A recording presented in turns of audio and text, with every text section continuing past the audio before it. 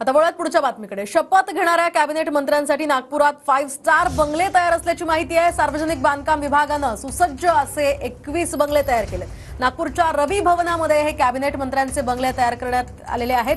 16 डिसेंबर पासून नागपुरात हिवाळी अधिवेशन सुरू होणार असल्याची माहिती आहे. त्यामुळे 5 डिसेंबरला शपथ घेणाऱ्या कॅबिनेट मंत्र्यांसाठी नागपुरात हे बंगले असतील.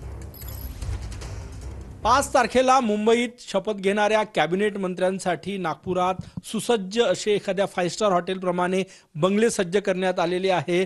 5 तारखेला जे मंत्री शपथ घेणार आहेत त्यांच्यासाठी आपण कशा प्रकारे हे बंगले सज्ज करण्यात आलेले आहे हे बंगले आपण बघूया.